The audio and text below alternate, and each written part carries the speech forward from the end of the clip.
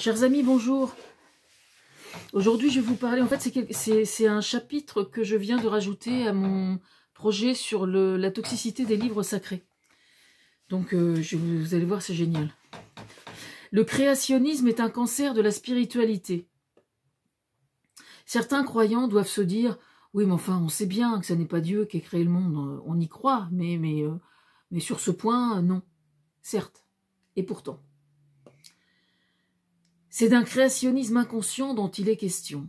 Ce qui me dérange sur ce sujet, c'est que de dire dans une prière le « je crois en Dieu » précisément que Dieu serait à l'origine de toute création, distille dans notre esprit cette idée, comme disait l'autre, à l'insu de notre plein gré, ou si vous préférez, de façon parfaitement inconsciente, ce qui induit une déresponsabilisation du croyant, qui est aussi un citoyen. Voilà ce qui me semble beaucoup plus grave qu'il n'y paraît. Il serait interpellant, par exemple, de faire un vrai sondage au sein de la communauté des croyants pour déterminer quel pourcentage trie ses déchets, quel pourcentage s'informe véritablement sur le suivi des découvertes ou de la recherche scientifique sur l'écologie, milite ou pas, quelle qu'en soit la manière, pour défendre l'écologie, quel pourcentage a des actions dans des entreprises multinationales qui sont coupables d'écocide ou qui pratiquent un greenwashing avéré, y compris par le biais de leur fondation, se donnant bonne conscience en allant à la messe ou à la mosquée, etc., etc. Alors que dans les apparences, ils sont persuadés qu'ils sont bien conscients du vrai problème.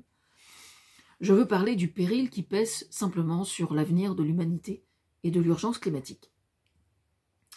Comment déterminer, avec le plus de précision possible, en quoi, de façon inconsciente, dire dans une prière que Dieu est le Créateur interfère ou pas, et dans quelle proportion, sur notre position sur le plan politique face à l'urgence climatique. Voilà en gros quel est l'enjeu qui se pose devant nous.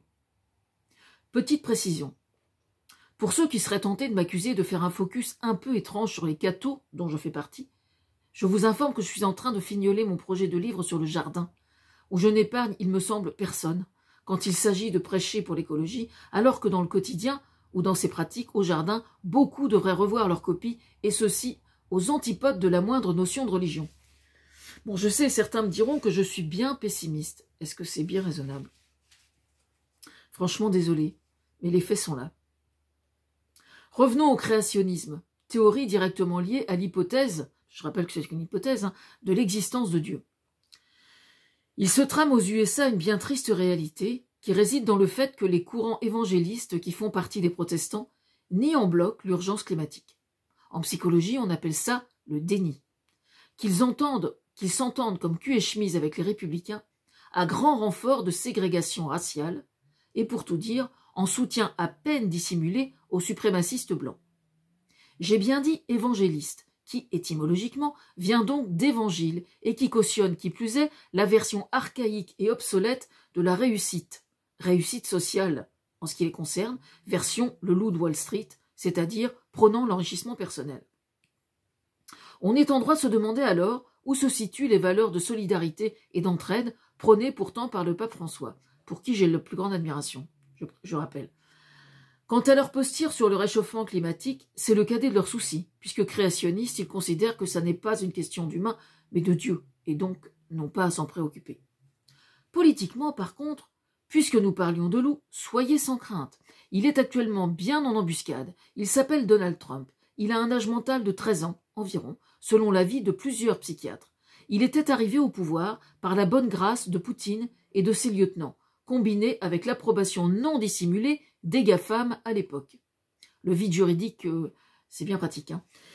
Et si l'on considère que Trump, en étant devenu un jour président des USA, est comparable aux souliers qu'un représentant de commerce mettait jadis au pied de la porte pour qu'on ne puisse plus lui interdire d'entrer, je me fais fort de me saisir d'un bon marteau pour l'en dissuader, puisque la faucille et le marteau, c'est une bonne image pour parler des USA, enfin il me semble, ne me semble pas physiquement ce qu'il y aurait de plus efficace.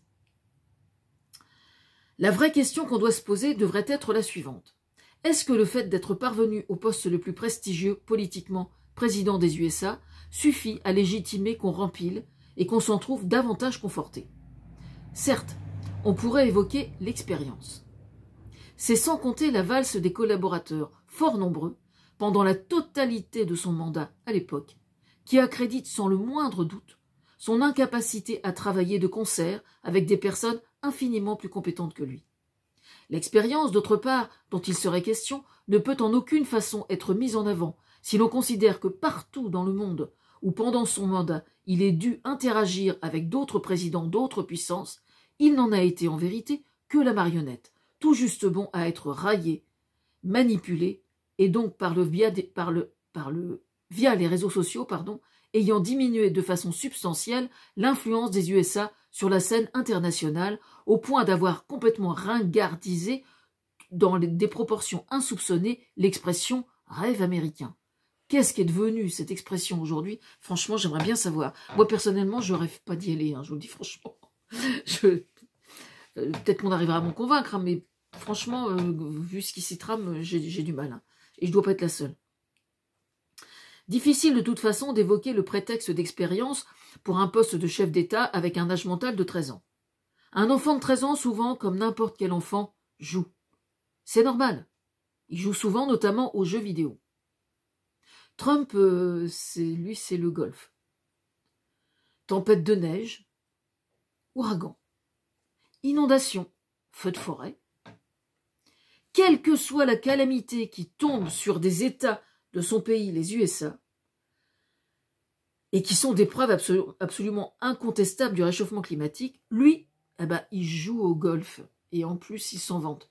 Des fois, il balance des rouleaux de sopalin aussi en période d'inondation. Il balance à travers les pièces des rouleaux de sopalin. C'est quand même assez incroyable. Certains trouvent peut-être que je m'éloigne du sujet. Que nenni. La relation que Trump entretient avec son public, puisque c'est bien de cela dont il est question, ou de son fan club, disons, réside dans une forme d'adulation. Or, l'adulation précisément est psychologiquement une des dérives observées dans le culte au sens large, et donc en relation directe avec les religions. On touche là philosophiquement à ce qu'on appelle le syndrome de l'homme providentiel, celui-là même qui, précisément, est à l'origine des films partout dans le monde de super-héros, le bien contre le mal, Spider-Man, l'homme araignée, etc., etc. Sauf que le nécessaire, c'est de bien discerner la nuance entre fiction et réalité. Avec le métavers qui se profile, qui plus est, je n'ose même pas imaginer sur cette population les ravages qui risquent de se produire. L'homme providentiel, c'est comme le prince charmant, ça n'existe pas. Et visiblement, le fan club de Donald Trump ne l'a pas encore compris. De tout temps, les humains ont adoré des idoles, ce qui équivaut toujours à un déraisonnement, c'est-à-dire la perte de son libre arbitre. On adule n'importe quoi, n'importe qui, sans se poser vraiment la question de savoir si cette personne en est digne ou pas. Certes, on peut se demander si exiger de quelqu'un qu'on admire implique obligatoirement d'être quelqu'un de parfait. La réponse est non. Mais entre être parfait et avoir quelques défauts, c'est quand même pas tout à fait la même chose. Il n'en demeure pas moins qu'il est bon d'y regarder à deux fois. Si l'on observe qu'on se construit sur des modèles, et que dans l'hypothèse où les modèles sont toxiques, voire très toxiques, comme c'est le cas de Donald Trump, c'est extrêmement préjudiciable sur son propre devenir et notamment sur nos choix de vie. Vu à l'extrême opposé alors, on peut aussi tomber sur un mentor toxique, comme ça se produit dans le cas de dérives sectaires, par exemple, qui ont mené les USA vers des massacres de masse ou des suicides collectifs. C'est quand même, pour un pays qui se dit civilisé, ils sont encore incapables, sur le plan juridique, de différencier une dérive sectaire d'une religion. Ce qui est quand même extrêmement grave. C'est comme ça, pourtant. Mais que ce qui s'est produit au Capitole, pourtant, devrait faire réfléchir ceux qui le soutiennent, virgule qui doit pas être là, et se poser les bonnes questions au bon moment. Enfin, il me semble. Et pourtant, là, effectivement, face au titre de mon ouvrage « Toxicité des livres sacrés », force est de constater qu'il n'y en a aucun.